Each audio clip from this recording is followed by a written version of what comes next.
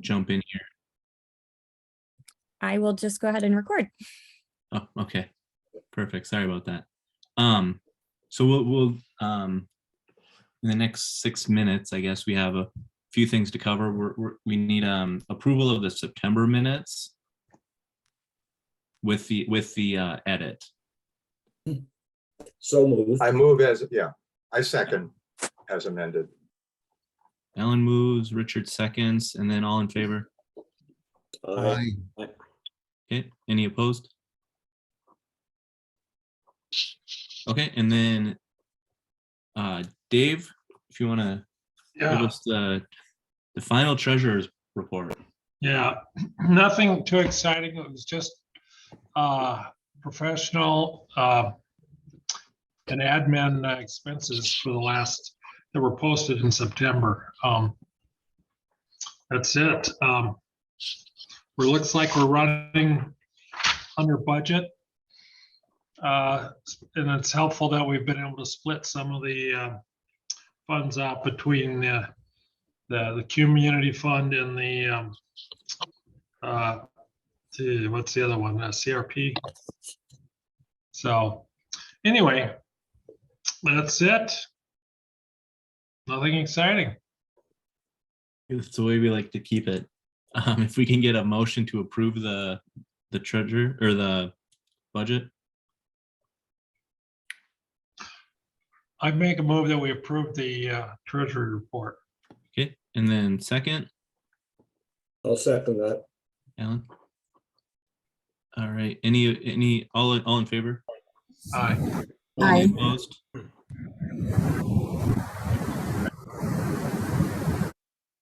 All right.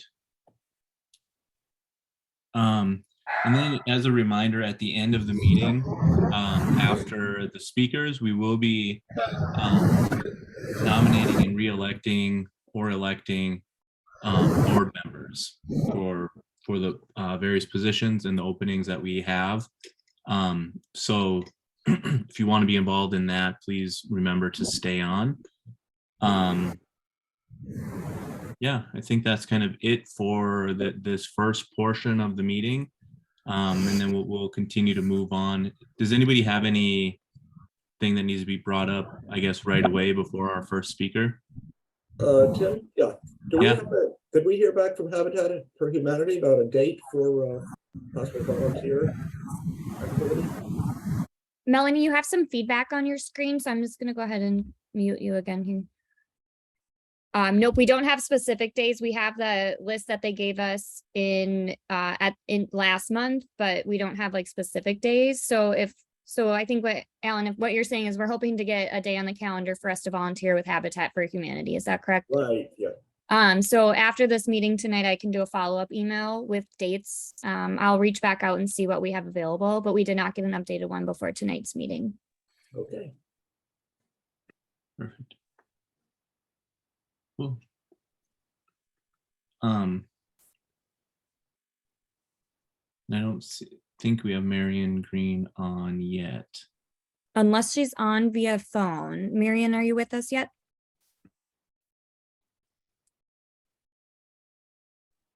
I don't believe so.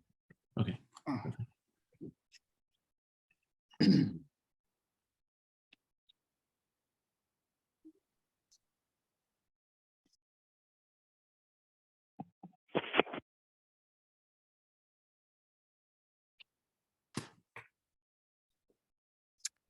Maybe we could just say a word of welcome to the guests who are with us here tonight. One, like, I see Alyssa Alight from the Maka, and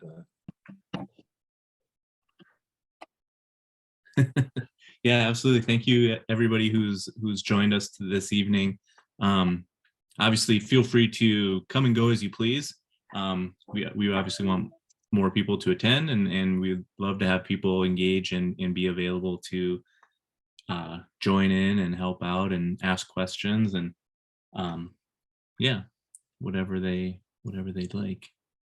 Awesome. It looks Whatever like in the involvement chat. capacity they'd like. Yeah, it looks like in the chat we have Lisa saying that she's the director of the Safe Communities from Hennepin County. So thanks for joining us tonight, Lisa.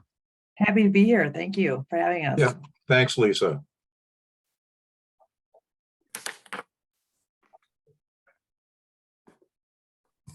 And I know Alyssa Commissioner Greene Wendorf is on her from- way, so. Alyssa Wendorf from Whole Foods is here too. And Hello, hello. Welcome. Hi, everybody.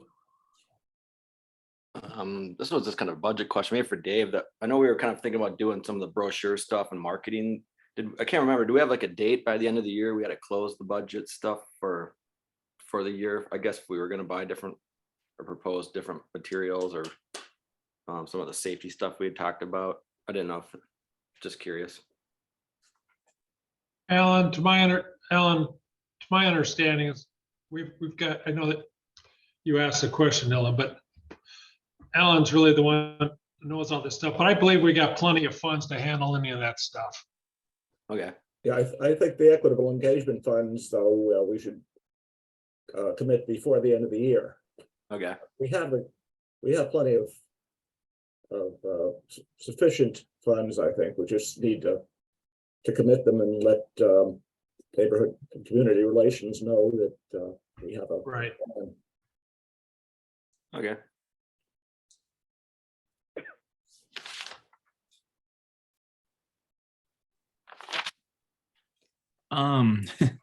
In the sake of keeping on schedule, Yeah. I think if Marion is not here, I do see Katie Blackwell. If we want to shuffle things around a little bit, Let's do it. Katie, would you be willing to jump in and kick us off this evening? Absolutely, I would love to. Okay. I don't know why wonderful. tonight, there's like big community meetings going on everywhere. So it's that great, perfect time of year for an annual meeting and perfect time to be inside when you're not getting blown over. So out in the wind. Thanks for having me, everybody. So if you don't know me, I'm Katie Blackwell. I'm the 5th Precinct Inspector. I'm really happy to be here and join you tonight. I'd like to just give you an overview of what's kind of been going on in your neighborhood and a little bit of the 5th Precinct, and then just kind of give you some things that we've been working on, and then what you can do to help with our effort, public safety efforts. So your neighborhood had 0 robberies year to date, which is amazing. Considering 5th Precinct, that is probably our #1 focus. And the robberies that have been occurring, not in your neighborhood, but in the 5th, a lot of them have been happening on main corridors. We're seeing a slight decrease right now, and I think a couple things can contribute to that. Some of the notorious chronic offenders are in jail. Also, a lot of juveniles went back to school. So we're seeing that little decrease, but we generally see an uptick around November and December last year in and around the holidays when people are out shopping. So I really want you to be mindful of that because generally when suspects approach to commit some of these robberies, they're really looking for people that they feel are distracted, either on the phone or putting groceries away in their trunk of their car in some way. And then the second biggest uptick that we're seeing across the city, probably if not the country, is auto thefts. And that can be contributed to gas prices rising, where we saw a significant increase. And in your neighborhood, you had 16 auto thefts year to date. In the past 28 days, you've had 1. But really what we're seeing is a lot of vehicles that are being taken off the street, stolen. Either they're breaking the windows. Hyundais and Kias are still being targeted, but we're still seeing regular cars being targeted as well.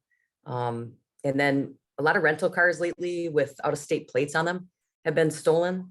We generally recover almost 50%, I would say, of auto thefts, we recover those vehicles within a week. And oftentimes they're found with like narcotics paraphernalia in the vehicle, which tells me they're out, getting from point A to point B, or they're committing additional crimes in that vehicle. And then burglaries of dwelling, you had 9 year to date, 0 in the past 28 days. Which tells me like in the summertime or when that really nice weather, oftentimes burglars are gaining access they're cutting the screens and windows into homes, and they're trying to get out in and out as quickly as possible. So they're grabbing wallets, keys. At times they have came back and stolen vehicles with the keys. It doesn't happen very often, but we have seen that. And then, when people are doing yard work, they leave their garage doors up, and sometimes they get into garages, or we simply forget to shut our garage door. I've done it. It can happen, and obviously people are watching, and the suspects go in and out on those. So what I ask from the community members for help, I'm always gonna ask, like, what can we do? And I think for me, the biggest thing is that you are the eyes and ears out there, that you know your community better than anyone.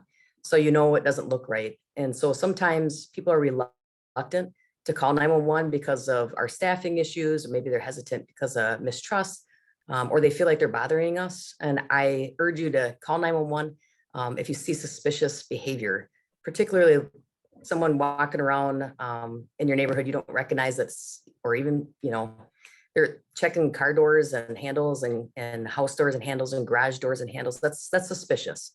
But if you don't feel comfortable, we have a non-emergency police line as well. That's staffed 24 hours a day. And I will add that number to the chat room. We have 311 as an option too, but sometimes the next day I'll get an email or a tip from 311 regarding that suspicious behavior. And then either a burglary happens or a robbery happens. And I assure you, if you call 911, there might be a delay because they're responding to higher priority calls. But every day I look at crime patterns, and with my crime prevention specialists and my crime analysts, and we're really combing through looking for emerging trends and patterns. And the faster we can get on that and direct our resources to that area, the better. And then, you know, if you didn't know too, you could text 911 as well. If you don't feel comfortable, if you're, you know, out and about and you don't want somebody to see you on the phone, you can text 911 too. So, and then additionally, I get a lot of questions regarding like what our staffing levels are at, what our pipeline is looking like. So I try to educate people the best I can. And becoming a police officer is about a 4 to 5 year process from beginning to end to be fully certified in the state of Minnesota. So what that looks like is you have to have a minimum of a 2-year degree. And then when you get through your law enforcement schooling, you have to go get certified by the post board, Minnesota Peace Officers Standard and Training. And there's a lot of educational requirements, and you got to pass the peace officer test. And if you get hired on in Minneapolis, it is about a 6 to 8 month hiring process through backgrounds, psychological testing, and a lot of different things. And eventually, if you make it through all that, you get hired on to Minneapolis, and you go through about an 18 to 19 week police academy. And not everybody makes that way. But when they graduate police academy and we get them out into the precincts, they still have about a 6-month field training program that they have to go through and pass. And then they're on probation for an additional 6 months. So that's kind of the process. We are constantly hiring. Our numbers are obviously down. I think it's down in law enforcement across the country. But we're also hiring lateral classes. And those are experienced officers coming from other agencies. They go through about a 4-week orientation, and then they'll go do the regular FTO field training period. So we're constantly putting on classes in those. And, you know, I'd like to just open it up to some of your questions that you might have. Awesome. Katie, I did get a chat message, a private message that says, what % of the crimes are committed on the east side versus the west side of the neighborhood? So west of Lake Street Bridge. I don't know if you have that information at your fingertips, but. Are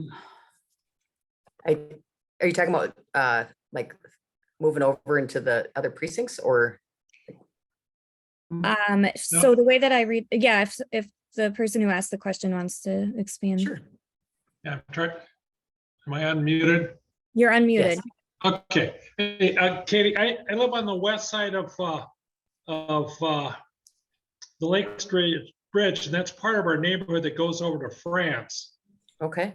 And I'm just wondering what % of the crimes are in that part of our neighborhood versus those on the east side over by Whole Foods, Axiom Greene, et cetera, et cetera. Can you describe? Yeah, so I don't have the exact percentages. But just ballpark it. That would be, I was never really good at math anyway, but I will do this for you though. I will get you accurate data, and I will make sure that Michelle gets that. Perfect. Well, I thought you could say, well, you know, it's about 50-50 or 75-25 or, you know. Yeah, just sure. No, that's a great question. And I wish I would have, I kind of looked at your monthly things, and sure. I didn't really pull up the whole map. but I will definitely get that over to you.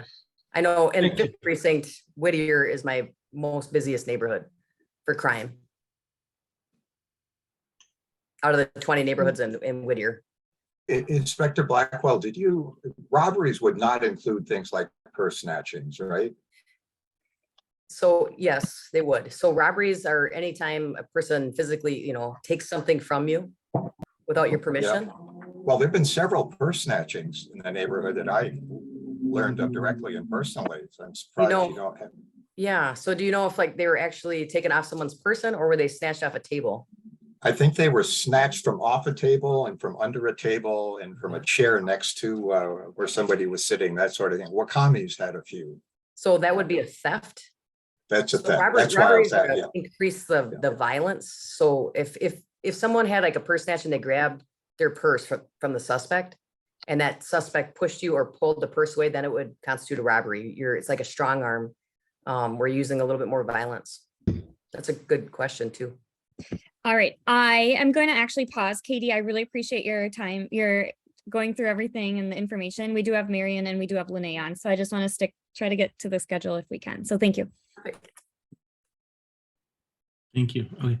Next, we're gonna have Marion speak. Hi, Marion. Greetings. Hello, everybody. My name is Marion Greene. I'm honored to be your commissioner. It's great to see you all. Things are sort of humming along in the county, and I think I could talk about sort of the breadth of issues that we work on.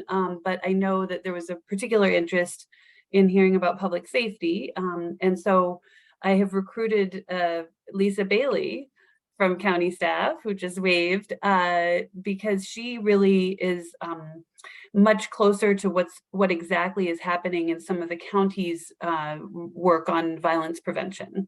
So as you probably know, our sort of book of business tends to be upstream and human services focused, but we have also, we try to partner very closely with the city on what they're doing, and some of that partnership happens through the sheriff's office. And also especially these last 2 years, we've spent more money than usual in violence prevention, and I'm really excited to hearing Lisa's update as well. So I'm going to really defer my 10 minutes to the expert in the room. Oh, no. Thanks, Commissioner. Hi, everybody. Lisa Bailey. I'm the brand new, so I hope you'll give me some grace, Director of Safe Communities, which is a new area within Hennepin County that the board recognized that really we had a lot of violence prevention work that was happening around the county in different areas, and it needed to be coordinated basically and aligned together, and with the work that the city is doing and all of the cities in Hennepin with our community providers and with all the different law enforcement providers around the county. So Safe Communities started just a couple months ago. We're not starting from scratch, though. A great deal of work has already been going on, including, I'm sure you are aware of the board agreed to spend quite a big chunk of funds from the pandemic emergency response effort to fund community providers doing gun violence prevention. And so we have about 48 contracts that are out around the county right now, and we're just learning about what's working and what's not working. But that work will continue over the next couple of years, and we're excited to be working closely with City of Minneapolis, with their Office of Neighborhood Safety now, with Commissioner Alexander, with all of the other officials there as well, and with local community providers. We're also bringing in addition to sort of violence prevention, sort of basic violence prevention, more specific subject matter areas of work, such as the domestic violence work is brought in. We're looking specifically into hate crimes and bias crimes, and why are those occurring, and what could we as the county be doing to support work against that. Looking at the sexually trafficked youth, what kind of work can we do there? That work is already ongoing. We're bringing that in. And then some of the joint community police partnerships that are embedded in some of the different police departments, and really looking with at some of these basic issues around the community's basic needs, substance use treatment, housing, trauma-informed treatment for people who are victims of crime. So kind of looking across the spectrum to figure out what works from a public health sort of perspective, which is something that we're seeing across the country. It's really a new kind of way of looking at violence prevention and safety. So a lot of information there. We're learning a lot. Again, much of the work is already going on. We're just now bringing it all together. So so that you don't think that we're starting from scratch, but really happy to be working and in communication with you all to be learning from you and telling you about the things that we're learning as well. So happy to have any questions that I can answer. If I can't, I'll promise to come back and get you the information. Awesome. Thanks, Marion and Lisa. And yes, I'd like to open up the floor for questions. And then again, like she said, feel free to put something in the chat or message me directly if you don't feel like your questions are being addressed.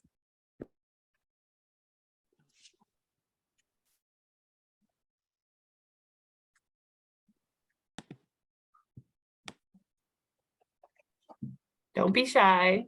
I Richard. applaud using the public health model. I think that's a brilliant and very workable approach of some of these kinds of issues. And just like in other areas of public health, it does involve community and citizen responsibility, as in, say, following public health guidelines for pandemics and things like that. So it's a brilliant model, and it's the right move. Thank you. And thank you for doing the coordinating of all these other already existing programs. Are you guys collecting data, I guess, on the different things you're pursuing, like, through the, I guess, public health, initiative and what you're doing? Is there going to be like a data set? That is absolutely our big goal over the course of this next year, because I mean, if you think about it, we've got to figure out, first of all, what is it we're trying to track? How do you prove that we're safer, that that our needs are being met, and what is it that we what do we want to track? So there's obvious things like literally just crime, of course, and we can do that, but there are other things that we want to be able to track around community well-being and things that lead to safer communities. So absolutely, that is our number one thing we're working on right now, is what is it we want to track. And we're looking back at these the providers that were funded over the course of the last year to see. We asked them all to keep various kinds of information. So we want to see, what do you have? What can we prove? What can we show? How much of it is just anecdotal, which is not terrible, or maybe qualitative versus quantitative. But for sure, those are the kinds of issues we're looking at right now. Because without the data, it's hard to go back and then justify, either expanding or doing, we need that to be able to compare time over time. Definitely. So great question. Awesome. We did have a question in the chat that said, are you planning to install cameras and lights around the area? And Marion was able to answer it and say that since they are with Hennepin County, it's actually a question for the Minneapolis Park Board and the Rec Board of Commissioners. So we can follow up with that question, Chuck. After the meeting, we can send an email out to the Park Board for that.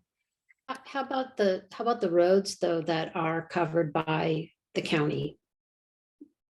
I mean, we have crime and accidents and things that happen along our roads. And I believe, is it Excelsior and Lake are also both county roads? Yes, so I can inquire about those, about particular intersections, but generally there are cameras here and there on county roads.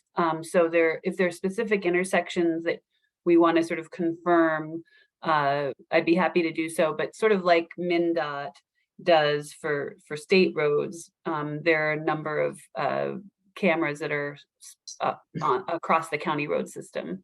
And yes, Excelsior and Lake Street are both county roads.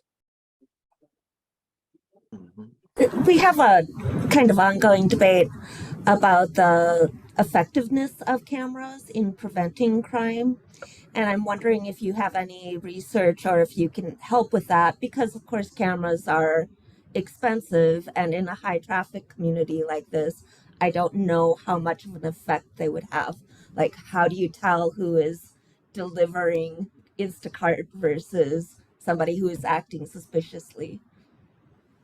Yeah, that's a great question. I mean, especially even thinking about the cameras that are on county roads, they are there originally to sort of watch traffic and make sure that there aren't, or not, I shouldn't say make sure that there aren't, but like gather data on crashes. They're not really focused on crime prevention. And in fact, just as an anecdotal data point, I'm not aware of cameras on county roads providing a meaningful amount of evidence, let's say, on crime issues. But sort of interesting, and it's not a question that I've asked our public works department, so I'll see what I learn.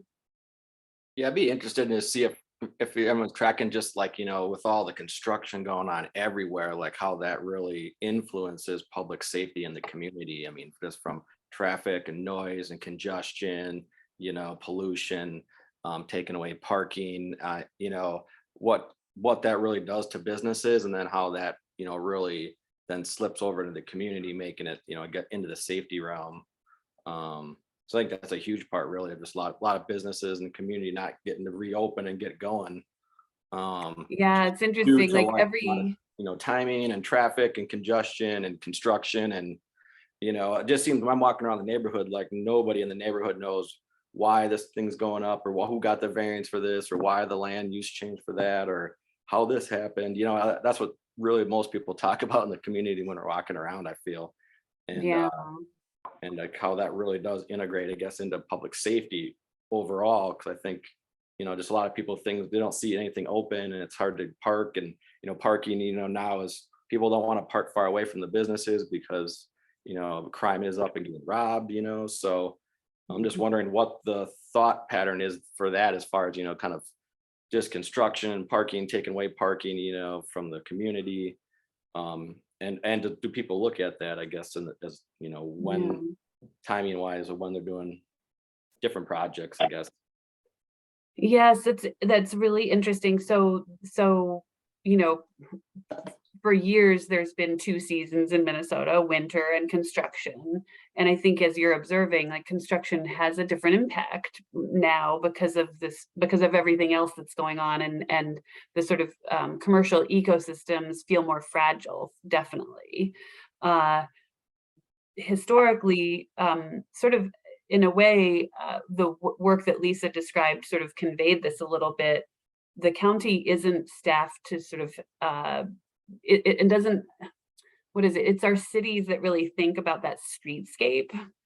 And so this is sort of a new area for us, and a new area of collaboration with the city. And so again, I think that's a really interesting line of question that I'll touch base with our public works department about, which is like, so how much conversation is happening between the data that you're gathering and cities in which we have roads, and the information that you're gathering on the streets, or on the county streets that are in those cities. Yeah, that'd be great. I'm just even from the local business. In response to what you're saying, Dylan, a lot of us who've been on the board for a number of years are really perplexed that 3 huge construction projects were approved within this one tiny neighborhood, all at the same time. And but I have to say that, you know, you're quite right that there are tremendous traffic implications when there's construction. But I will hand it to the construction companies that they are doing an excellent job of timing how they move their big vehicles in and out with respect to, I mean, they can't avoid all congestion effects, but they're really pretty conscientious about it, I must say. And I think the light rail project, I mean, that's affecting even, I mean, that's a big county project, I believe, and that is affecting our streetscape. I mean, that's really affecting our streetscape, and will continue to do so. So, I mean, county's part of it.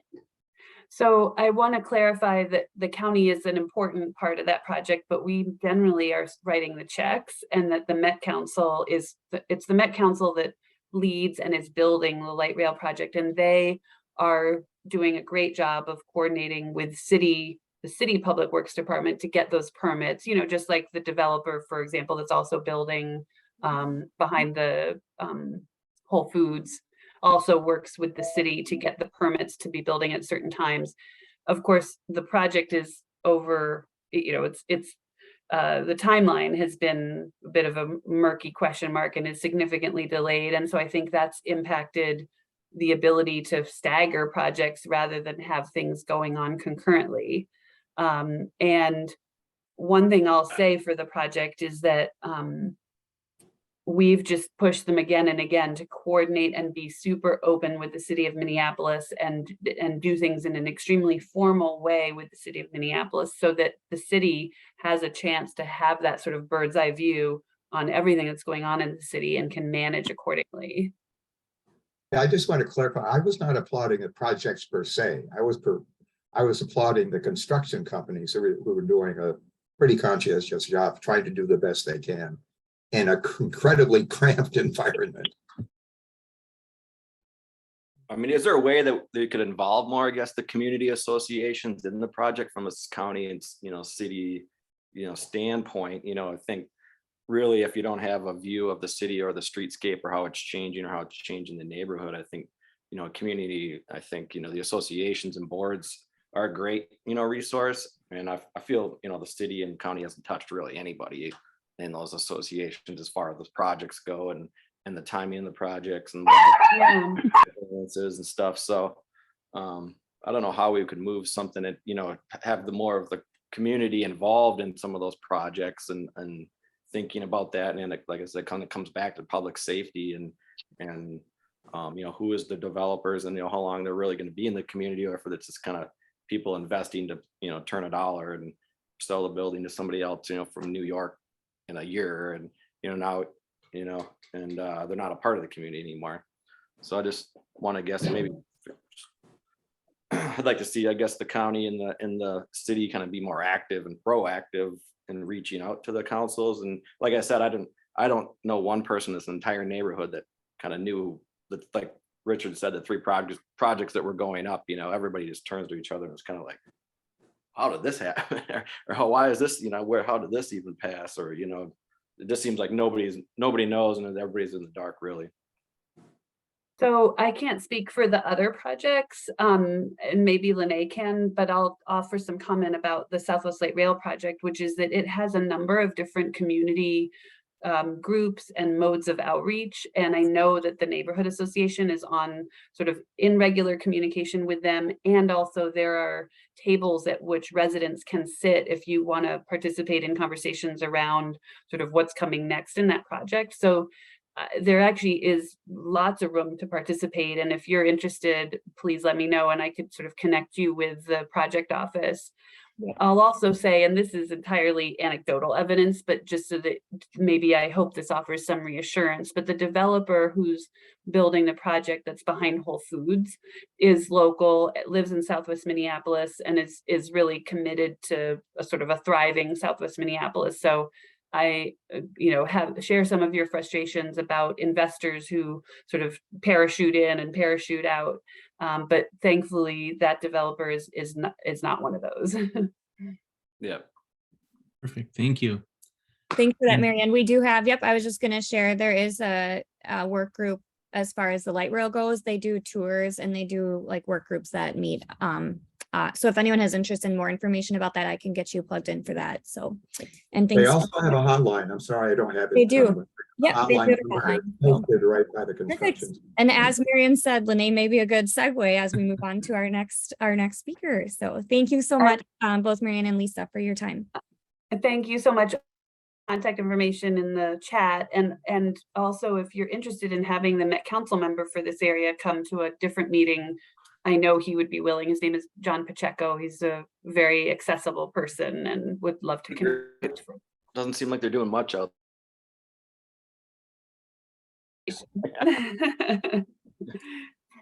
Thanks so much. Thank you all. Thank you, Lisa. Thank you. Well, hello, everybody. It's me. I'm your city council member, Linea Palmisano. And I guess maybe I'll just jump right in where questions to Marion left off.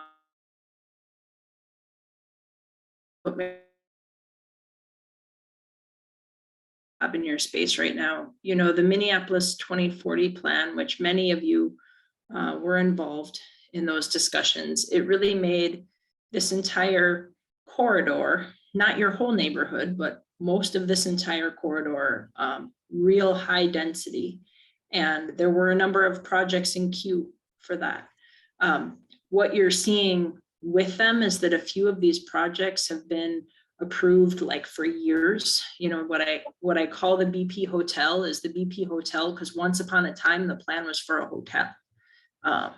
And you know, and then condos and then apartments. And we've had some good work being done, like for example, the county's project where Lake and Excelsior come together to help with a safer crossing and a more, you know, neighborhood level and neighborhood scale crossing. Well, right now you don't really get to enjoy that so much because of the construction site that is right, you know, there, that kind of Flatiron-y corner of that big project that actually the Bader Group took over in the build for it. It's being done by Frana, but the builder now is the Bader Group as well. So I think you have a few projects that have collided that really weren't meant to all be going on at the same time, but for COVID and financial, you know, turbulence and changes in funding, that now you're seeing those things come to fruition kind of at a real chaotic time. We also had, but it's done now, the CenterPoint Energy gas main installation. All that work and restoration, as I understand it, is complete, which is great. It's on time or even just a little bit early. So that's really good. There were sure that had even more cones and detours and it would get confusing around there. All that said, we're going to be also street sweeping your whole neighborhood soon. So that's going to mean more of just these temporary, hopefully just one overnight type of restriction for the street sweeping to happen, but that should help clean things up and be a lot less dusty. I'm just going to run through the things that I have that are that have some sort of public safety bent, because I know that's the theme of tonight, and I know you want to get back. I think actually Inspector Blackwell would be great to be able to get back to before Cedric, if that works out. Traffic calming is a thing. It's an important component of how we look at things around the city. And the county is a part of that on these county roads that run right through your neighborhood, but there's also the city streets. We have rolled out a brand new process to help prioritize different types of street requests for traffic calming. It's meant to be real data driven and real transparent. We have money set aside to even work on these projects next year. And we're going to take everything that comes in by November 1st and put it into a consideration process. So these are things that are like street changes that will support slower traffic speeds. So sometimes that might be street pavement markings over by you, or speed humps or curb extensions. I can't really think of a traffic circle example that would make sense in your neighborhood, but anybody could apply for this kind of traffic calming, whether it's residents or property owners or business owners or neighborhood associations. So that can best be done online, but it can also be done through 311. And I've advertised it in my newsletters a couple of times now because it's rolled out over this past month. So that's been a long time in coming. And I know that there's a lot of pent up energy around that. We also have a public hearing for our police chief candidate, who's Brian O'Hara, that's going to be expected on October 26th. So that's not this council cycle, but the next bi-weekly cycle in the Public Safety Committee that I participate on. One other just quick thing, because it may apply to neighborhood beautification or it may apply to other things that have a safety component to it, is that I had a meeting today with our NCR folks, and I understand that your neighborhood has a bit, and by a bit, I mean maybe $50,000 of CPP money. And they might be behind in their accounting for that money, but I really encourage you guys to find a way to spend it. I know it's hard to do with it being, you know, it seems like you've had other ideas in the past and found out they cost $100,000, not $50,000. But I hope there is a way to spend it, because I don't want you to lose it.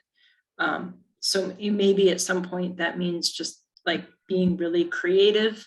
I know I've seen neighborhood organizations do things like even pre-purchase postage that they might use in the future, right? Like you can't do that with some small portion of that. I don't want your neighborhood organization to lose access to that money. So I just encourage you to use it. That's what I've got. I want to yield the rest of my time back to the inspector, if that works, or however, Tim, you want to guide us here. And I'd like to ask a couple of questions. One, when is that money? Are you saying, is that by the end of the year you're saying, or you don't know bookkeeping that money? When does it need to be spent by? Michelle's nodding her head, so I think it needs to be Alan considered and by. Tim can correct me, but as of now, unless things change, it's going to go away at the end of the year. Yep.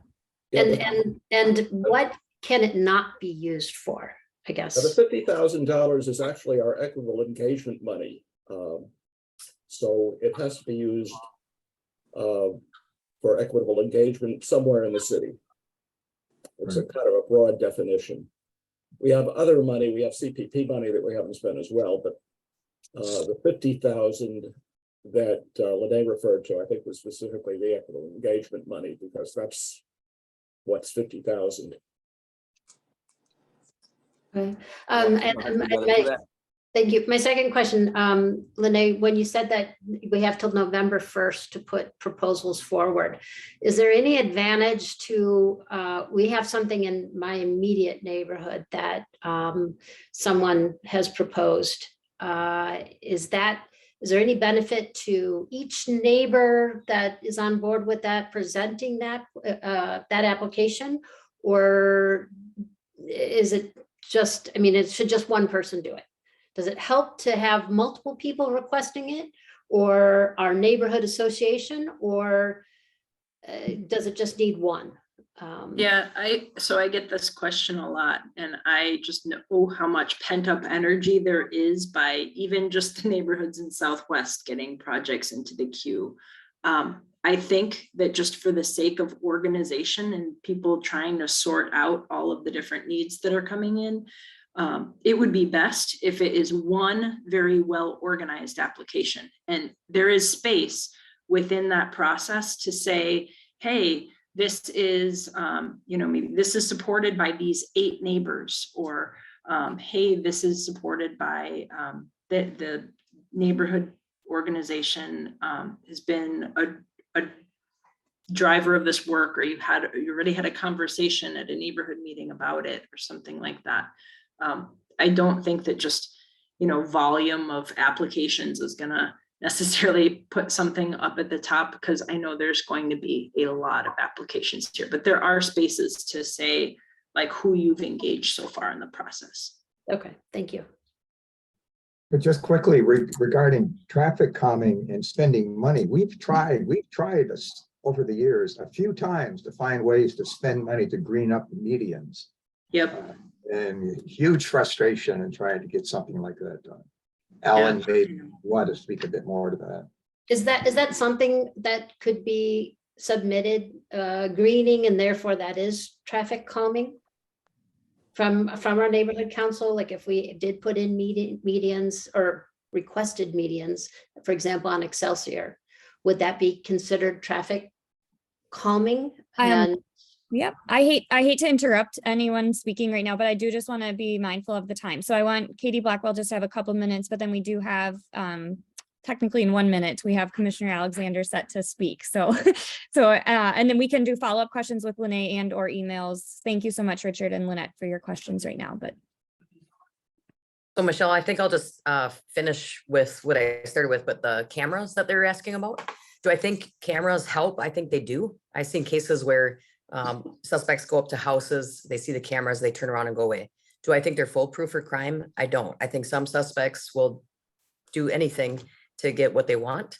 But I have seen them help. And then more so, I think the camera program or the cameras will help on the back end with investigations. If something does happen, it helps us track. And if you have a Ring camera or a camera on your house, you can register that through the city of Minneapolis. And then just lastly, Michelle, I emailed you the city's neighborhood camera program. Okay. If you wanted to look into that, and then we would walk with you, and ultimately it's your decision if you want to do it, your neighborhood, and where you want to place it. And we'll Awesome. help guide you. I'll get that out to the board here. Thanks Yep. Have a good night. so much, you guys. Thank you. Yeah, so next we have Commissioner Alexander. Welcome. Thank you for joining us tonight. Oh, good evening. How is everyone? Very well. Good, good, good.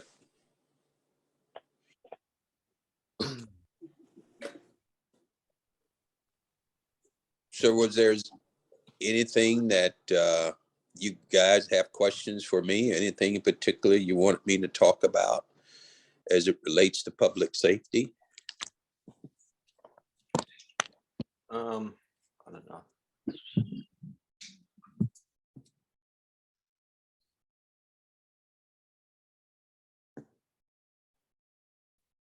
I guess it's even, I'm not sure if you're, the whole 2040 plan, like, I'm not sure where that stands because they had the whole court battle and all that, but I guess, how is that playing into the public safety as far as, high density and rezoning of places and building and construction from your standpoint and strategy?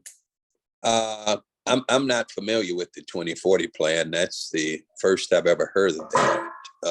So I can't speak to it. I unfortunately had not, I'm not aware of that at all. But I certainly be more than glad to, if you want to talk about public safety in general or Operation Endeavor or anything else that you feel may be helpful, I certainly want to be able to answer any questions that you all may have. I wonder if you've heard many people talk about the safety on light rail and buses. We have any plans for that?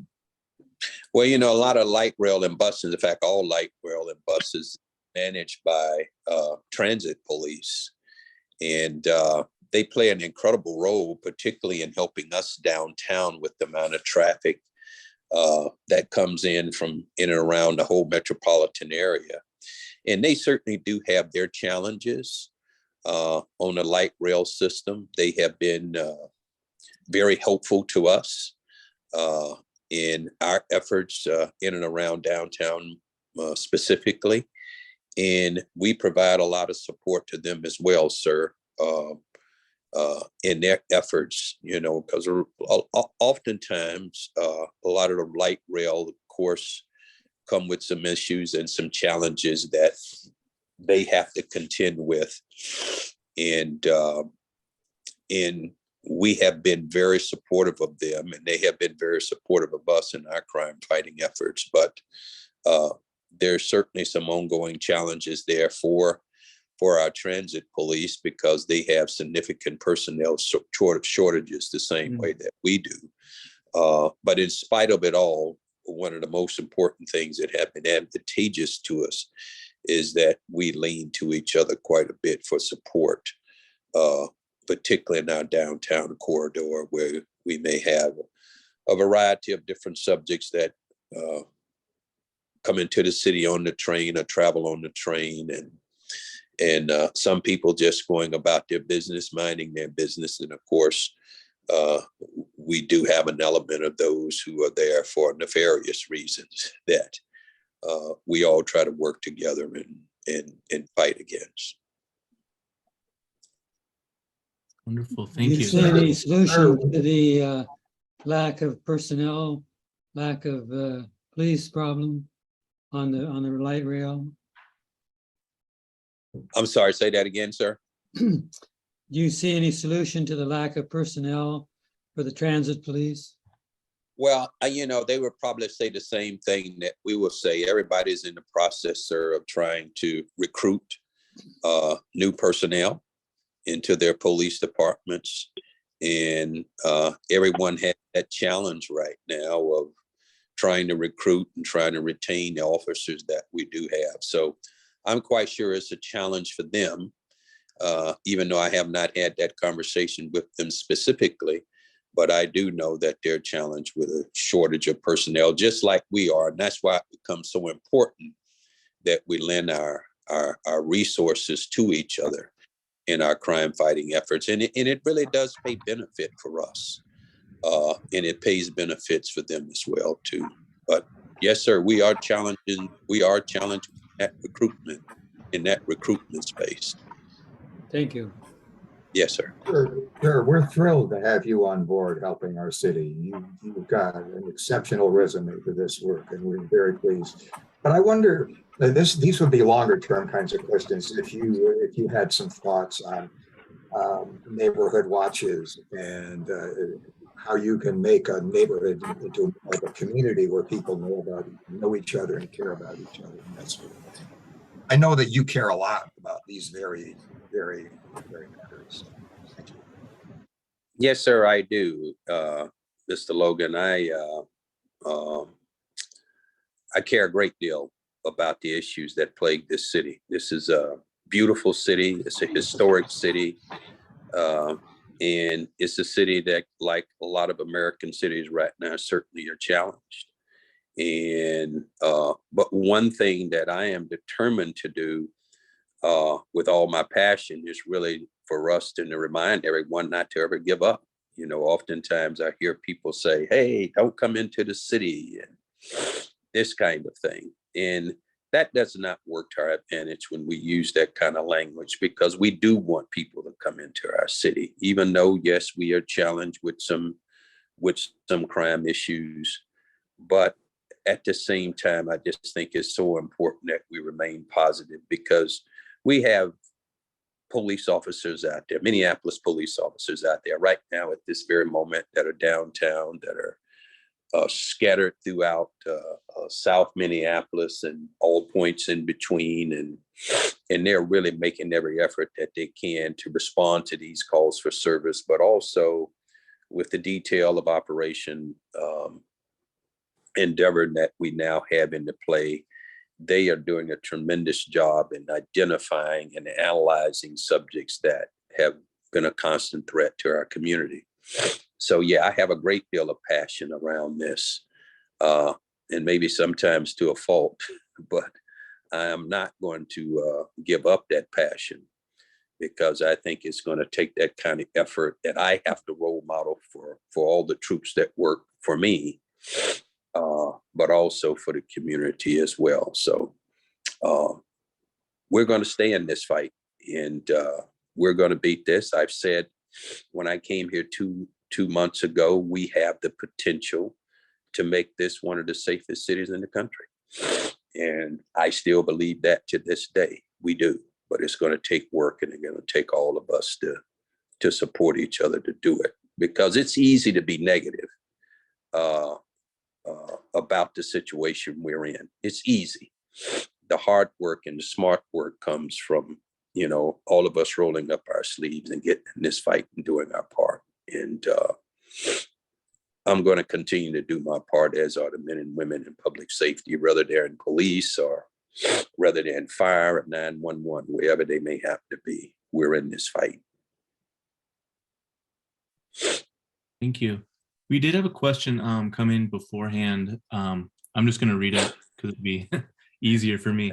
It says, Commissioner Alexander, we talked a lot about public safety, but the conversation is almost always tied to crime. I am frustrated because crime isn't what I lose sleep over. I'm afraid that the next time an MPD officer murders a Black man, that it won't just be businesses that burn, but that domestic terrorists will use the cover of mass protests to set our residential neighborhoods ablaze. The actions of the mayor and city council have not succeeded in making me feel safe. The new police contract is focused on recruiting and keeps problematic policies like qualified immunity in place. We are still forced to recruit outside of our neighborhoods in a population that is afraid of our city. Some still call our neighbors animals and believe that the police need a strong hand to enforce order. These views have been entrenched over decades.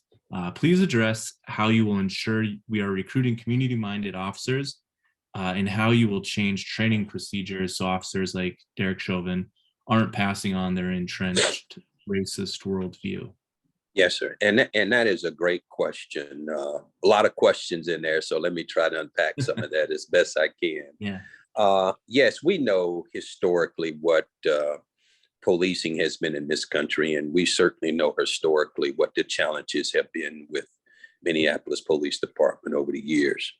When we look back just a few years ago in the case involving Derek Chauvin and the death of George Floyd, and even complaints that people in community of colors had lodged even before George Floyd was of concern. And here we are 3 years later, still in the shadows of that horrific incident that shocked this community and rocked this community as it did the world, not just this country, but the world. So when I think about public safety going forward, I think about it on a number of domains. You know, following the death of Michael Brown in 2014 in Ferguson, I was public safety director in DeKalb County, Georgia, basically the same job I have now, but just a different title. It's called public safety director and not commissioner. But even then, being involved in our challenges, even there in Metro Atlanta at that time, and being one of the 11 people appointed to the Obama administration to create a document that we still refer to as the 21st Century Task Force Report. 11 of us were brought together by executive order by President Obama at that time to create a document that helped build relationships between police and community and go against many of the old norms that had been troubling this nation, across this nation for a long time. That document still exists today. Many terms that we hear today, such as transparency and procedural justice, accountabilities, those terms grew out of that document when we delivered it to the president on March 2nd of 2015.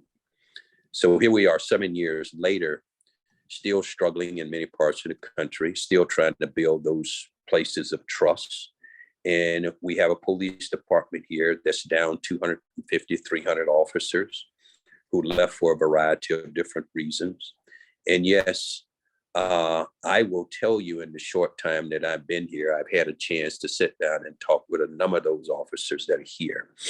They're tired and they have their frustrations because they are working in so few numbers, but they are giving this community everything that they have. And I don't say that because in any kind of way, I'm taking sides here, because it's not about taking sides. It's about right and wrong. And I think we've got a lot of officers who are truly trying to do things the right way, where others may have done them wrongly and others did do them wrongly. So to build that trust back certainly does take time. It doesn't come overnight. These issues didn't pop up overnight. And I think, and I say to officers when they go out there, every call for service that you go on is an opportunity to rebuild that relationship. The greatest majority of the people in this community support policing, but they support good policing. And yes, we have to look at our training protocols. And yes, we have to look at who's doing the training. And yes, there are things that we can do to grow and evolve from 2020. And Chief Huffman has done a great job in rewriting some policies that needed to be rewritten. She has guided that department in her tenure as interim chief in doing the things that move this agency along. And there's still more work to be done. And the incoming nominee, should he make it through the process at some point and is confirmed by the council, he will take the reins and will have to continue on with making it a primary focus to build those relationships, solidify those relationships, help dismiss a lot of those horrific things that has happened in the past that still concerns people to this very day. And we all understand it. I understand it. You understand it. We all understand it. But we also have police officers out there who are really, really trying and working hard every day to make sure that their past does not dictate who they are in their present moment. And that's going to take time. And it's going to take effort on parts of the officers to work hard at it. And it's going to take effort on a part of the community to hopefully to reach back or to reach out and to meet their local police agency in a much better place than what we have in the past. And it doesn't mean that we won't have challenges. We will.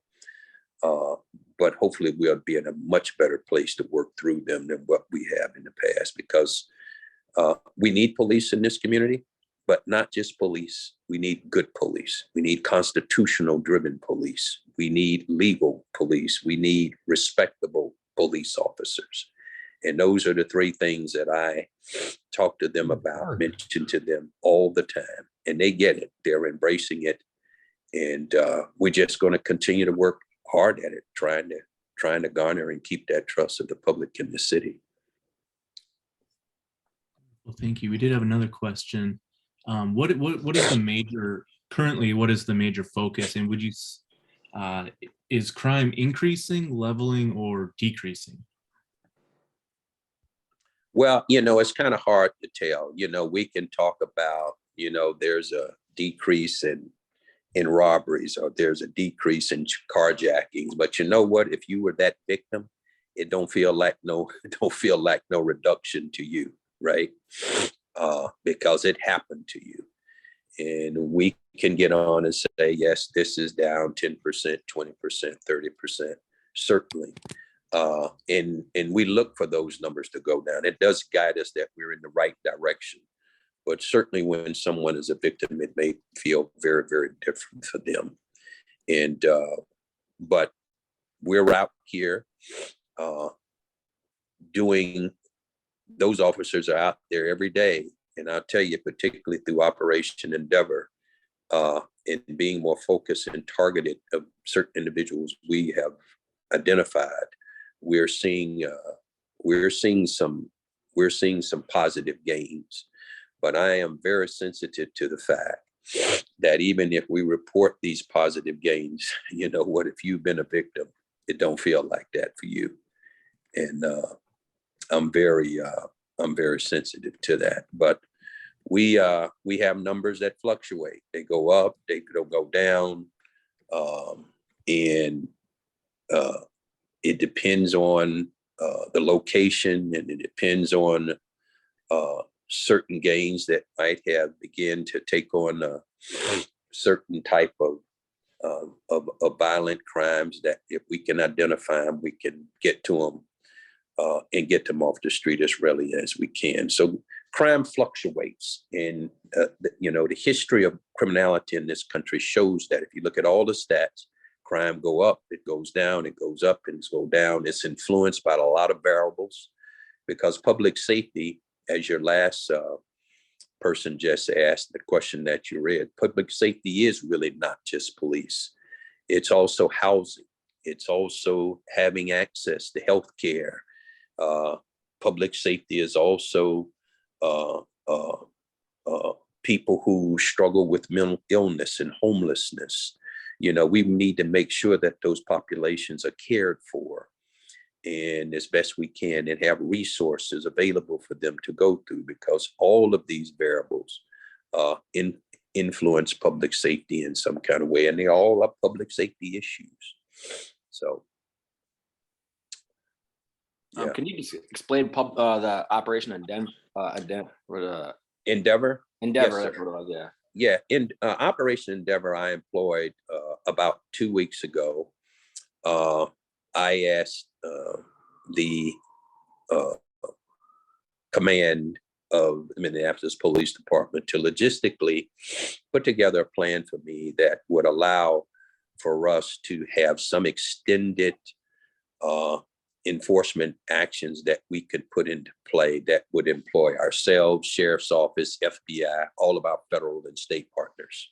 And we've done these type of operations before. You probably heard of them, but they usually only last 3 or 4 or 5 days at most. This is an extended operation, one that we're using much better analytics and data now to drive us towards targeted individuals. We are move across this city from South Minneapolis to North Minneapolis to downtown based on what the data is suggesting to us. People are seeing a higher visibility of police in some of our neighborhoods across the city, which is a good thing considering the low numbers that we have. And officers are working extra shifts in order for us to be able to have the right number of personnel in order to carry out this operation. But this operation is targeted at some of the worst individuals in this city, who we know and have been identified as being violent offenders. We're taking a great deal of fentanyl as we speak off the street. We're taking a great deal of guns off the street every day. And I mean, you would be amazed by the numbers that we're going to report out later in this month in terms of what this operation is doing.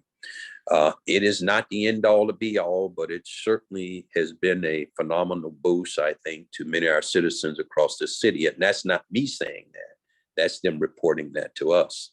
But in addition to that, because officers have been getting a great deal of praise and kudos from many parts of our community, they feel ecstatic, they feel motivated, they feel energized that someone is paying attention and applauding them for the good work that they do. And so the Operation Endeavor is just that. It's one in which we feel very good about. I certainly do. And it's one that has been working for this community over the last couple of weeks. And we want to try to keep it around for a while because it's showing really some benefit to us, sir. Thank you for that question. Wonderful. Thank you so much for joining us this evening.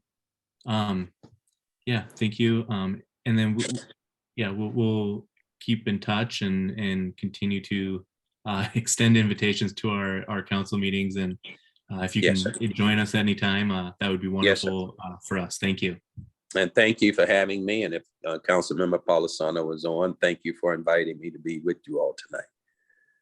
Perfect. Thank you. I really do appreciate it. All right. Thank you very much. Thank Have a you. good evening. All right. Bye-bye. Next, we have Trahern, Alabama, or Pollard, from We Push for Peace.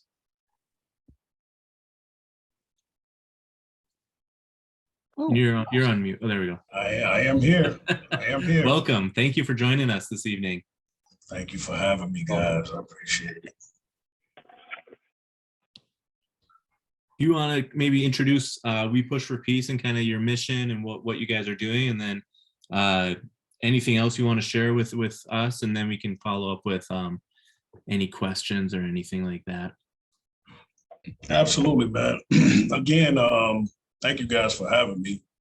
I just finished with an engagement with Governor Walsh over in Bloomington. So I got on the highway at 6:30. I said, man, I'm scheduled to speak at 7. I got I'm glad I didn't get a ticket coming No, down. we'll pay your speeding ticket. We can Okay. afford to. And that's my dude. I appreciate that. But I wasn't going to miss this meeting. I actually savor moments like this when I have the opportunity to talk to community. Community is very, very important to me. My name is Trahern Pollard, and I am the founder and CEO of We Push for Peace. I started my organization quite some time ago, man, and it kind of just started with me having speaking engagements at the various schools, not only here, but as well as in Chicago and abroad. And then, George Floyd happened. And I found myself being amongst the people, kind of listening to everything and kind of just, being present in that moment. And then I started noticing something. The first thing that I noticed was that we had a lot of people that was here for all the wrong reasons. And so I put a group of men together that I had due and said, man, we cannot let this behavior go unchecked. And so we started over at the precinct on Minneapolis, and so they had a little corridor by the police station. And so they had that blocked off, and the police officers were standing behind this little barricade. And we winded up standing in front of them because we wanted them to know that we was there to assist them in any way that we could. That was very important to us. We didn't look at the whole police force as Derek showed. And that was the message that we were trying to convey. And more importantly, I stated to the team that we have to wake up and look at these same infrastructures on a day-to-day basis. So why would we allow people to tear them up? So we started out trying to prevent that from happening. It allowed us to build a nice relationship with all of NPD, all of its inspectors. Katie just jumped off the phone. I talked to Katie probably 10 times a week, just stand and keep communication in regards to some of the things that might be happening and in her district.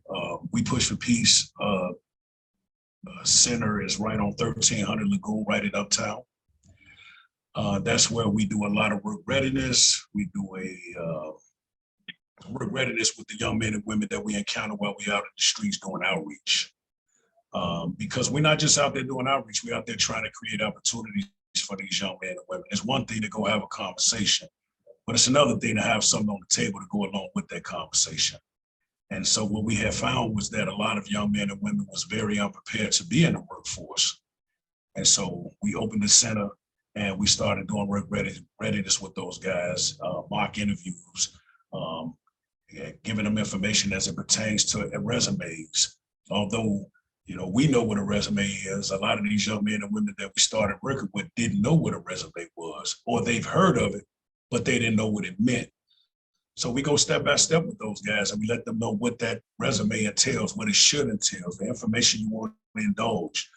And then through a lot of my partnerships, I have some of the managers come over and do mock interviews to get them prepared for a job that we might be preparing them for.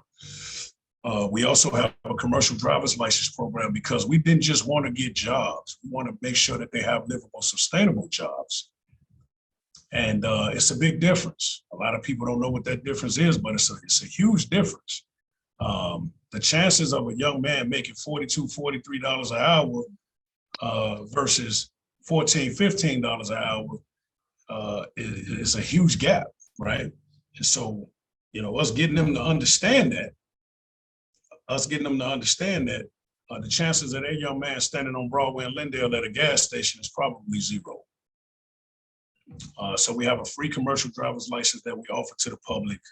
I have been blessed to have a lot of great partners.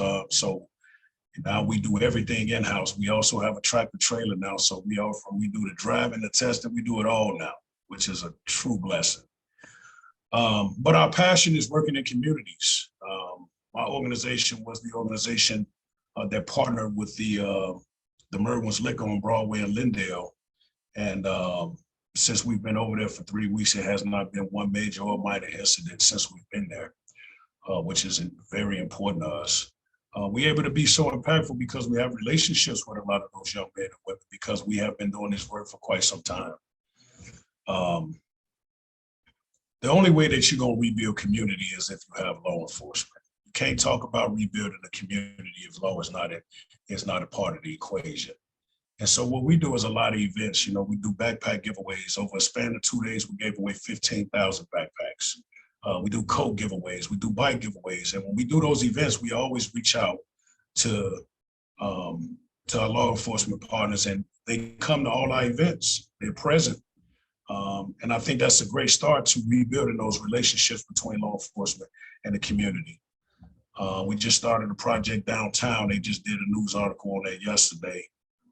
Whereas we are trying to assist the downtown district and those businesses, and again, offering resources to those young men and women that's just out there congregating on a day-to-day basis. We have a partnership with the Office of Violence Prevention in which Commissioner Edwards was just on. I've had opportunity to meet him once, and we had a candid conversation, and we share some of the same, some of the same aspirations, and that's to bring peace to the city in which I've grown to love, and to no avail will we stop doing that. We Push for Peace don't operate just in Minnesota. We're in Chicago, Detroit, we're also in Boston, New York. And so one of the things I sought out to do was have a platform to hire young men and women that maybe may not be able to get hired anywhere else because of past choices and choices and decisions that they made, meaning that they was felons, and so they can't get a job. So here it is, we saying we want these guys to change, but we're not giving them a platform to actually change. So I thank God on a day-to-day basis, man, because he allowed me to have a platform to do just that. I have over 300 plus men and women that work for this organization that otherwise wouldn't have been able to get a job. So I've been blessed in many regards, man. We do a lot of work in the Uptown area. We cleaned up that encampment over there with Winston Smith, and we do a lot of engaging on Friday and Saturday night. We've been doing that for over a year, which is why you really haven't heard a lot of things going on in Uptown. And we do that through a partnership with Jim Graves and Stu Ackerberg and these different business owners in the Uptown area. They contribute to the organization in more ways than you can even imagine. So that's a little bit about We Push for Peace. That's the platform that we have and the work that we do. And so I'll leave it open for any questions at this time. Wonderful. Tim, Thank you. could we very ask much. Alyssa Windorf, the Whole Foods manager, to speak to We Push for Peace for a second? I just seen she messaged me. That is a piece of my heart right there, Alyssa. So yes, good to see you, my dear. Well, I don't see you, but I know got I you. haven't seen you in a while. Yeah, I know. We love Trey's busy. He's got more important stuff going on than Whole Foods Uptown, which is under control, thanks in large part to Trey and his folks.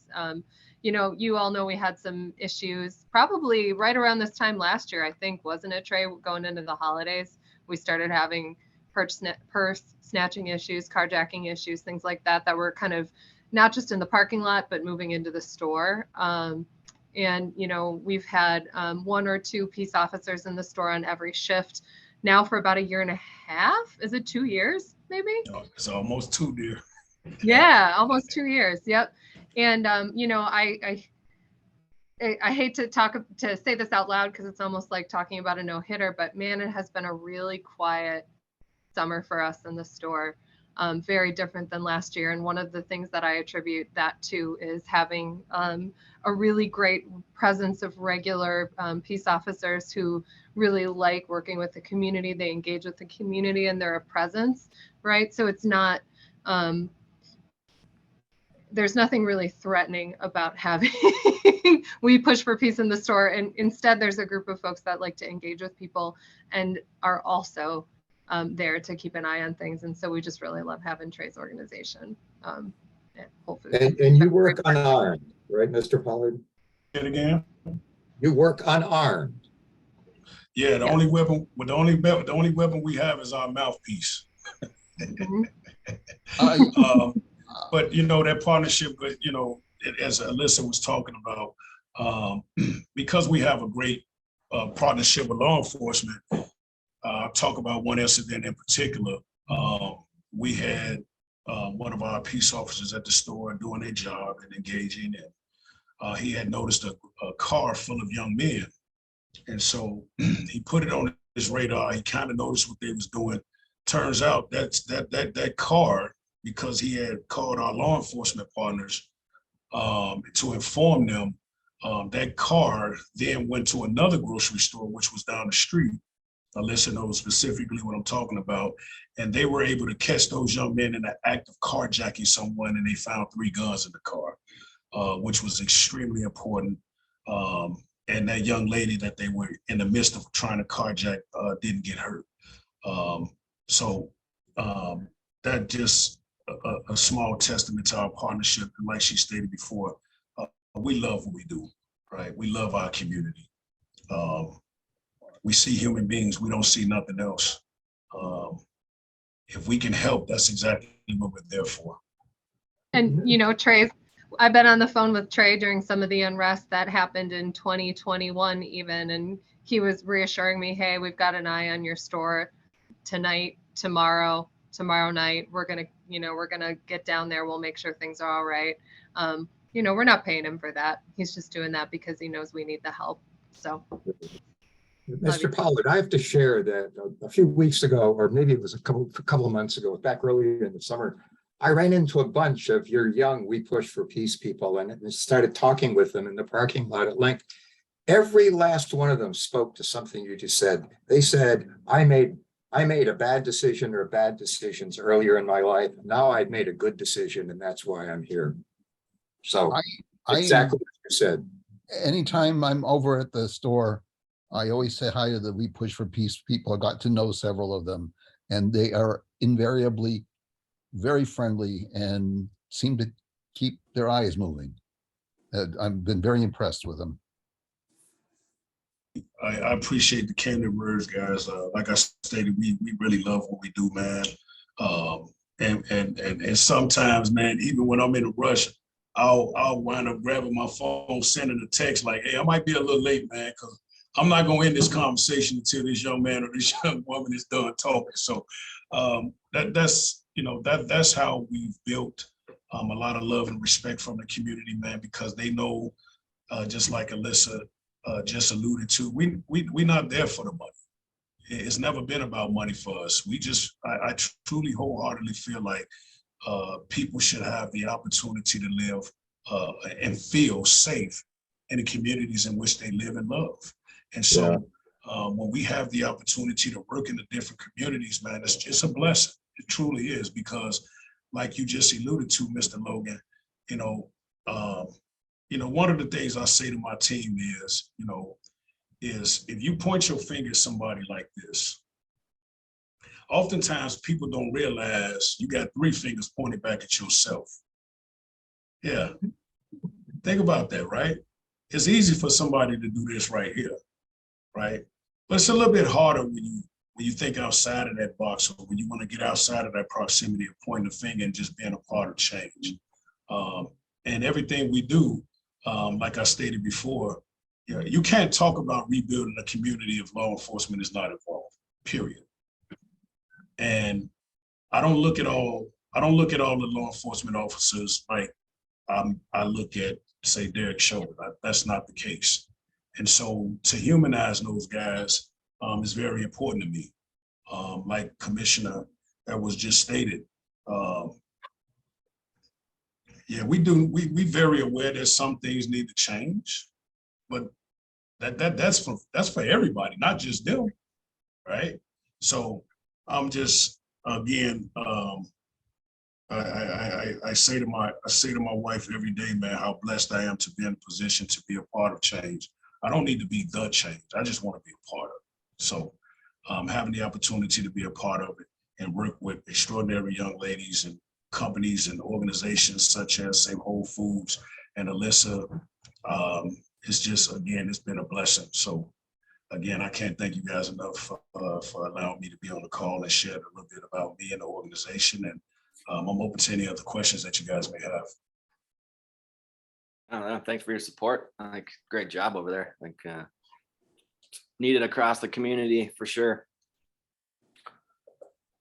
Speaking of across the community, one of the great things that you model for the rest of the world in the city, Mr. Pollard, is you bravely go into the hot spots like uptown when things are bad, but you also go out into the surrounding communities. You do it, and that's a tremendous thing about the work you do that I think every city organization should look closely at and try to model, because that. Appreciate it. And you're right, because if it's a fire started over in the field, we walk into the field. That's where we want to be. Unfortunately, last year alone, we did 57 funerals, 57. And we assisted financially with 50 of those. So when we go to a crime scene where there's been a shooting, our work is just beginning. Because now we're dealing with that family, we're dealing with that mother, we're dealing with that brother, that sister. We're trying to provide some mental health and trauma services for those guys. And you're speaking to a guy that lost my own 20-year-old son 4 years ago, which takes you to a whole nother element, right? So my center is called Xavier's Employment and Training Center. It's named after my son. And so that's my fuel, that's my fire, that's my motivation, that's my passion. And so, yes, we will walk into those hot areas. We don't care where they are. We got relationships with everybody. And if we don't have one, I best believe within 24 hours, we will have one. But in that process, what I told my team was, we can't forget about the innocent folks over here too. How are we gonna figure out how we gonna engage with them too? And that's what you see, Mr. Logan. That's why we in Uptown. That's why you'll see us in these various neighborhoods and communities. And just literally, hey, you guys, in passing out information to let them know, because law enforcement is so short-staffed, you may not get them, but if you call Trey, we coming. And that's what Alyssa was alluding to. Oh, we coming. Yeah, we definitely coming. So, we coming. I say that, I'll say that 1,000 times, because you call my phone and say we having an issue, or like, matter of fact, last year on 31st right off of Hennepin, the apartments over there by the winery area, young lady called me and was like, there's a car been sitting out here, Trey, I'm not, I don't want to be alarmed. And we walked around the corner and lo and behold, it was some activity going on. And I called Katie and I said, man, you sent a squad call here, and we got that car to the neighborhood. So, like I say, man, I don't sleep very often, but like I stated before, like I told Alyssa that day, I was like, listen, we really busy, but I assure you that I'll keep an eye on your staff and your store. So don't worry about it. Just let me know if you see something, and blah, blah, blah. And we was kind of doing a lot at that time. But if it's one thing about me, is that I am a man of my word. If I say I'm gonna do something, that's exactly what I do. Here, here. I was raised by good old Southern grandparents, and my grandfather always taught us, man, that your integrity is everything. And so if I say something, that's exactly what I do. Thank you. Thank you for the passion. I'm sure we'd all agree on a resolution that you deserve to sleep well. Yes. Thank you, sir. That was great. Thank you very much for joining us this evening. We really appreciate it. And I'm sure we'll reach out and be in touch on future endeavors, and potentially, hopefully, providing volunteers for your organization, whether that's help with resumes or interview processes, or we have a lot of young professionals in our neighborhood looking for opportunities to help. So yeah, we'll be in touch. Just like I stated, I appreciate it. So for everybody that's on the call, if you look in the chat, that's my email. It's actually We Push for Peace, not we, WW, my apologies. It's just we. And then that is, like I stated before, my personal phone number. Wonderful. Thank you very much for joining us. Thanks a lot, guys. Listen, love you, dear. I will see you soon, okay? Appreciate it. Thank you. Thank you. Okay, guys. All right. Well, we are. I've actually talked with him a couple of times on the phone. He's absolutely as genuine a guy as you will ever run across. Yeah. Sounds like a great guy, doing great work. Much needed, I think, across the community, especially as, you know, the police need a lot of help out there and they're short staffed and everything, you know, so I mean, I think we need more like that. At the same time, plenty of people would rather see his guys show up than the cops. Right, I was gonna say that. Right, absolutely. The only time I've ever seen a gun was in the hand of a police officer. Yeah, they're doing great work. Cool. All right, so kind of moving to the next phase of the meeting. If you're joining us for just the speakers, you're more than welcome to stay. We'd love for you to stay and continue, but if people need or want to drop off, that's fine too, obviously. As far as the committee updates, I don't know that there's a ton of updates. The big thing is the engagement piece, and we had talked about that briefly. We do have the funds to do things, whether that's in our direct neighborhood or outside of it. So we need to start coming and figuring that out kind of as soon as possible. Can we throw in another piece? I mean, would we be able to use those funds to help We Push for Peace? Because that's something that's very closely tied directly to our neighborhood. Yeah, I think as far as engagement and safety go, I think that would be a possibility. I'm pretty sure that it would be able to. We'd have to check specifics I'm pretty sure, based on conversations I've had, that we can do that. We can absolutely do that. There's a big push from NRC to support organizations around the city that are not necessarily tied to specific other neighborhood associations. So I think we can do it. But yes, we all need to. The fact that they're doing work in our neighborhood doesn't limit us. I mean, equitable engagement funds can be used for projects anywhere in the city, and they're involved throughout the city. I think if we wanted to use some of our equitable engagement funds with We Push for Peace, it would just involve showing how it would be used, what the program is, as opposed to just giving them money. But it's something we should definitely explore. Similarly, we've talked about Habitat for Humanity. There, if we can identify a particular project, a particular neighborhood, ideally volunteers, that would be another possible use. I mean, there are many possible programs throughout the city that we can use that $50,000 for. It's just a question of quickly making a decision and getting approval from NCR. Is this have we gotten to a point where the year is closing up that we need to put a deadline on when to put in proposals and then make final votes on how to spend the money so we have enough time to implement it? Yeah, I think it'd be a great idea. We are in November, October already. So I know. Yes. Yeah. And it's not something. The funds have to be spent, but they don't have to be used, I guess would be the best way to phrase it. So if we pay it forward in some capacity, we can do that. But yeah, obviously time is of the essence in a lot of these things. Maybe we need to do a small committee that's going to meet within the next 2 weeks that we can bring something forward. Melanie, that would be awesome. And then I say whether emails go around or whatnot, but then by November, we should be bringing that forward, voting on it and getting those funds spent because we do not want to just let them go to waste. So could I just toss out a talking point, 25,000 for Habitat and 25,000 for youth with Peace. I think we have the equitable engagement line on Slack. So let's open that up until November 1st. for any suggestions. All suggestions are welcome. Then we'll set a date and we can winnow down the list and then bring it to the full board. I think this is a great idea.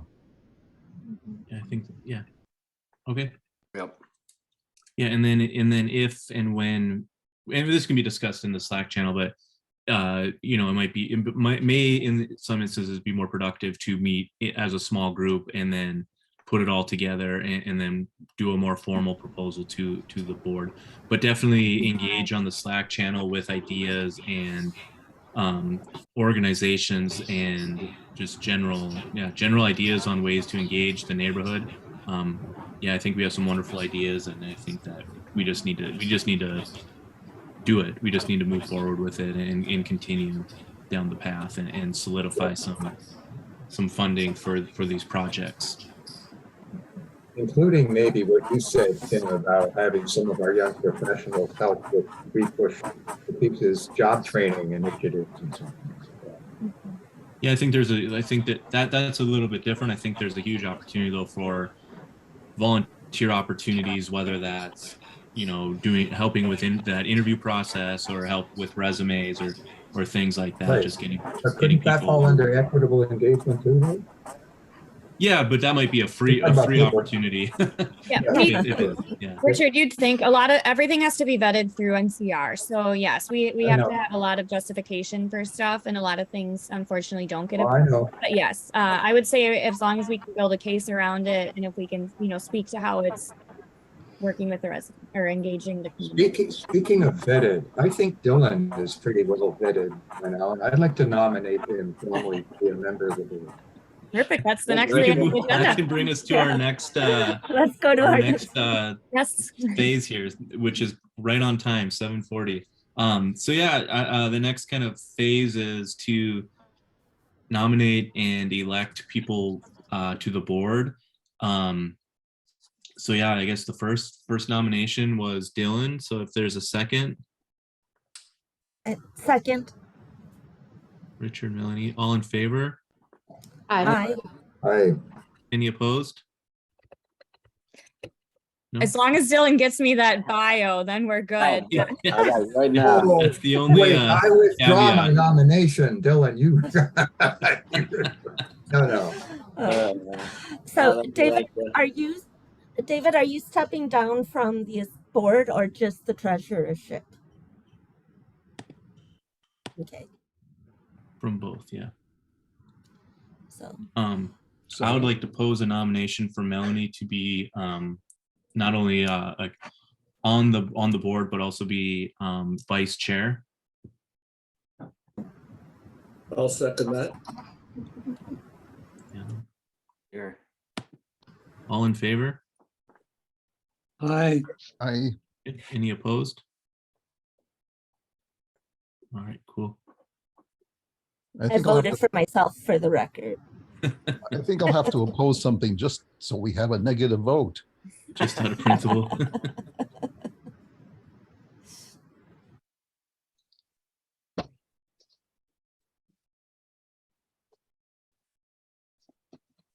So do we need to propose that Tim be on the board and also be the chair again? Is that necessary? Yeah, I think that's necessary. So I will propose. nominate Tim for a second year as chair of the board. And I'll second that. So all in favor? Aye. Aye. Wonderful. Okay. So then we have, I'll nominate Richard. I second. Sorry, what are we nominating Richard for? Just to be on the board. Okay. No, Bob wants an opportunity to vote against somebody. Yeah, here's your opportunity, Bob. All in favor? Aye. Any opposed? I abstain. Abstain. Perfect. Do we go through each person, or is it all? Yeah, do we have to go through each person, or can we? Well, why don't we just? I move by acclamation for everybody else. Okay. Unless somebody Everybody, does- The one, everybody who's currently on the board and hasn't resigned. I move that by Okay. acclamation. And I'm Lynette, gonna vote- Layden, is everyone still good to stay on other than Dave stepping down? John? I'm voting no on that one. do we have a second for that? The A initial second. Melanie. Okay, perfect. And then Bob is opposed. You And don't then have to- you don't have to put that in there. Opposed to all in that? favor. All right. I, Everybody, okay, everybody pat yourself on the back now. Well, we All need a right. treasurer and hopefully the a only- secretary. We do need a nomination for treasurer and secretary. I guess isn't the most, is anybody interested in those positions? And if so, I'd be more than happy to nominate whoever. it would be useful to know what the job entails. In other words, Yeah. I don't know that we want to decide. Do we have to decide that tonight? The treasurer job? Maybe Dave, since you're the treasurer, maybe you could talk about what the job entails.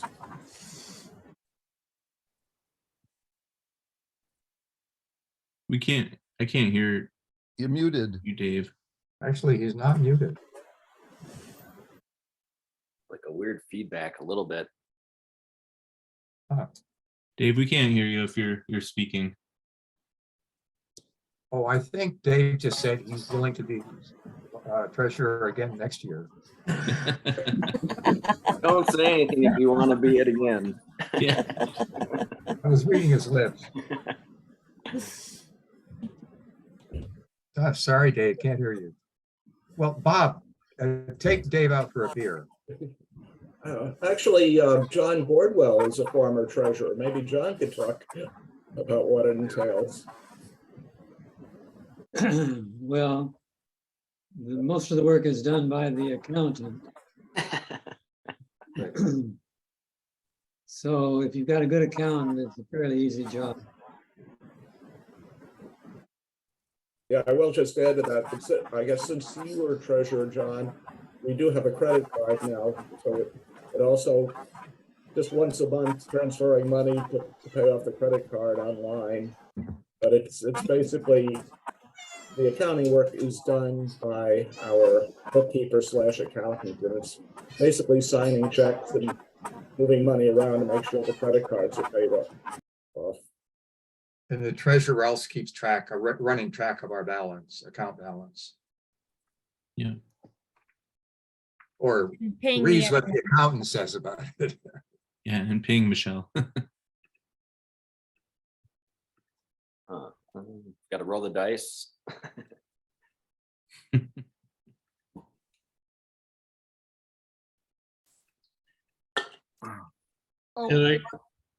And since the web business has been taken care of, there really is about one check or two checks a month. You're right.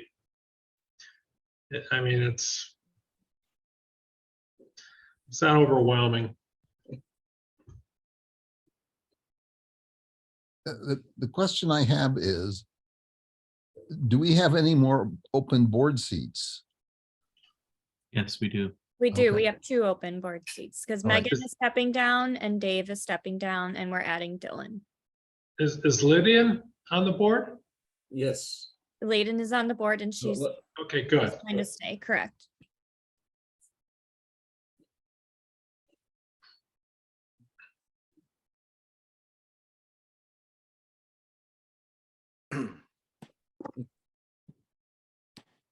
Might need to get one of those robots from Elon Musk to take that position. Um,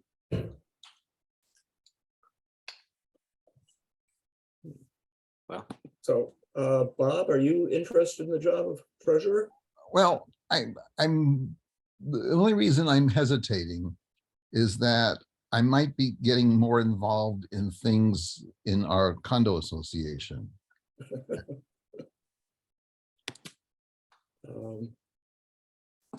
Anyway, I got a proposal. We need a secretary also. I'm willing to be secretary if you're willing to be treasurer. Then we have all 4 positions filled. The treasurer I don't think will require a lot of time. I'm now, Unless I give you a lot of tasks. I'm just kidding, Alan. Well, normally I'm taking notes at these meetings. And I'll continue to do that as soon as I find the power supply for the other computer. so you're kind of acting secretary. No, I can take notes. You can be secretary, Oh. and I could be treasurer, but I just don't want to do that right now. You don't want to do which right now? I don't want to be, I don't want to do anything right now. Oh, Okay. John, would you agree to be acting treasurer for the interim? What now? John, would you be willing to be acting treasurer for the interim? Yes, I would, but I'm gonna be out of town for the next 3 weeks. But yes, That's at most 1 check. And maybe I can shadow John and see what it's involved, because he's done it before. And then maybe in the first of the year, I could become treasurer, depending on what else is going on. Okay, one complication right now, okay, we have our accounts with Wells Fargo. Because I was formerly the chair, I'm listed as the key executive. So I would have to approve whoever's the treasurer. I couldn't be treasurer while still being key executive. But if somebody wants to be treasurer, I could. Since John was treasurer before, probably we just walk down to Wells Fargo and switch. But at some point, the president should probably take over. Chair should probably take over as the key executive. yeah, that would make sense. Yeah. Yep. Yeah, I would. Yeah, obviously be more than willing to make the journey, figure that out. Go ahead, Dave. Until you guys get it figured out, I'd be glad to keep punching out the checks. If you guys till you get it figured out. And I figure you should have it figured out by the end of the year. Yeah, right. I would hope before then. Yeah, so. By the end of the year or the end of a year? Could be.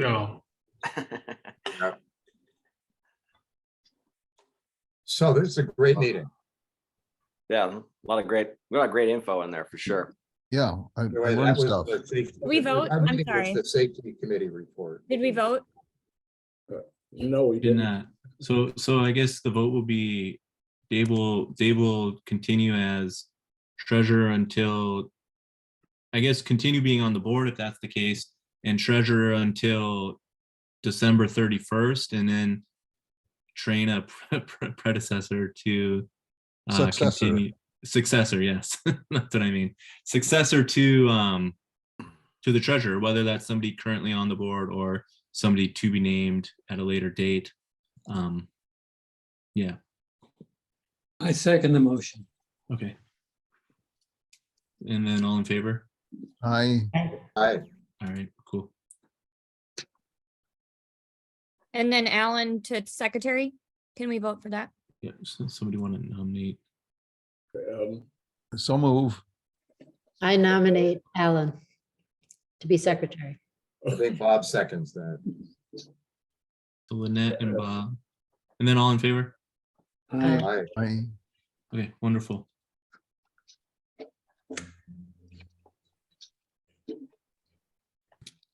My role as secretary will start at the next meeting since I didn't take any notes tonight.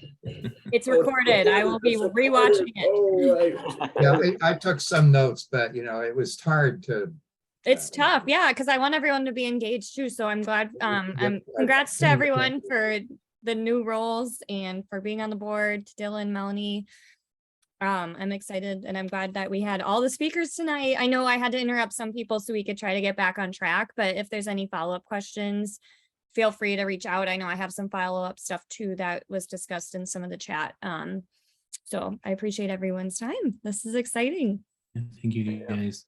And, I guess we need a motion to close, but That's this. that's Richard. And then second. I motion, we close. Wonderful. We are. Second. Welcome, Dylan. And Michelle, thanks for doing a good job for organizing it. Yeah, thank you, Yes, Michelle. thank you very Wait, much. does the newest board member still buy everybody else dinner?